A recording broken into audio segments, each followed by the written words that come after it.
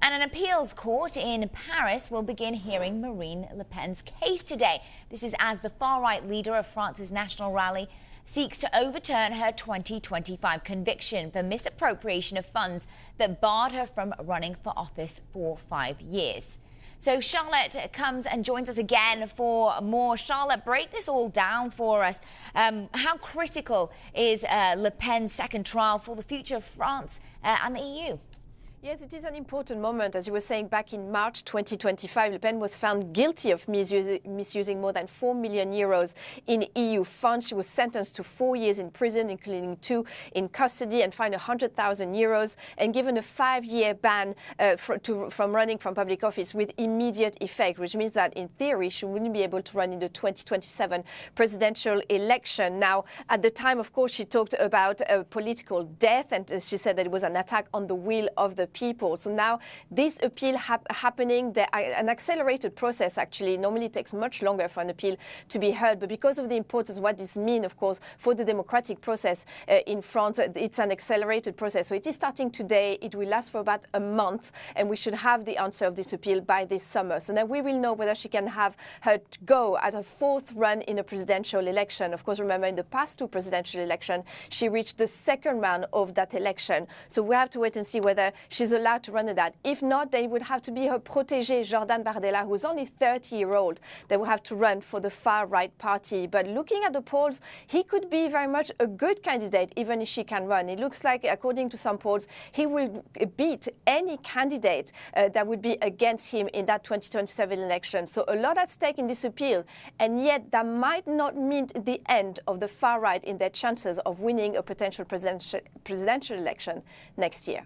Thanks, Charlotte, for giving us some context. And now let's welcome Douglas Yates, professor at the American Graduate School in Paris. And Charlotte also stays and joins us for this conversation. So, Douglas, given the events, what are her chances of being acquitted or banned for electoral politics being suspended today? And therefore, what are her chances of actually becoming a president in 2027?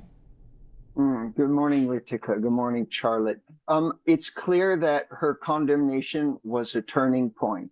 Technically, while she's been waiting for her appeal, she could maintain her hopes, but there's no indication, given the evidence that was admitted in court, that she and her colleagues, because she's not the only one who was convicted, there were other Rassemblement National deputies who were convicted. They took money, they budgeted money for assistance. They're given about 20,000 a month each for assistance, and they put that into their party machine. They didn't deny the facts. They just said it's normal. Everybody does it. So there's really no ground for appeal.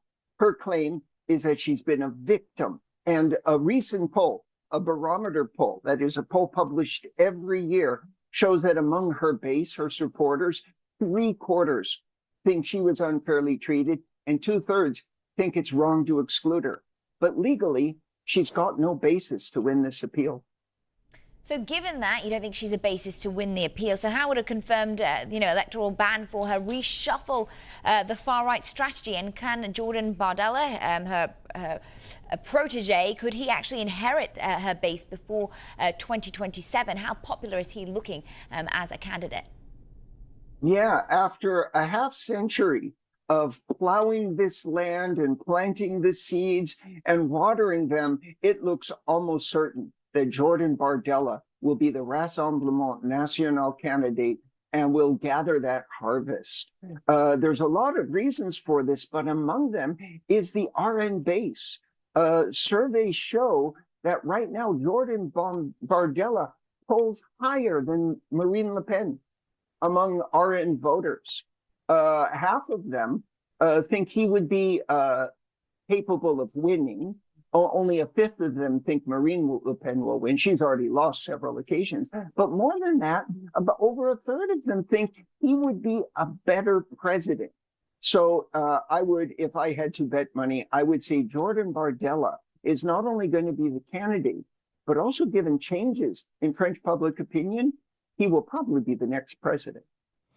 Douglas, of course, the key here in the equation is who would they run against. Of course, we don't know that. President Macron cannot run again in an election. We know there's been an implosion of the traditional parties since Macron has come on the scene, where the center-right, center-left has just slowly rebuilding, so making kind of the RN a natural opposition in a way. So how do you see the game panning out over the next 15 months before the presidential election of who can be running potentially against the far right? Yeah, so I would look at almost everything that's happening in Parliament this week. That is the votes of censure that are being posited by the extreme left, Jean-Luc Mélenchon's party, and the extreme right, as well as the incapacity to vote a budget and maybe holding new elections in March. All of this has to be seen in light of upcoming presidential elections. I would say the campaign has already started. Now, the campaign means there's going to be 2 rounds, and almost every party leader in this multi-party parliament is positioning themselves to present themselves in the first round. But the only thing that matters in the French 2-round ballot is the second round.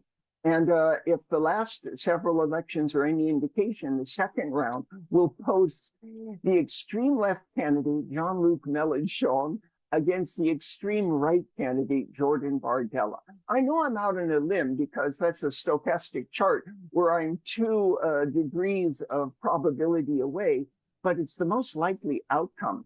And in that battle, because of a fundamental change in French public opinion, it looks like Bardella will win. And the Rassemblement National would take the power of government.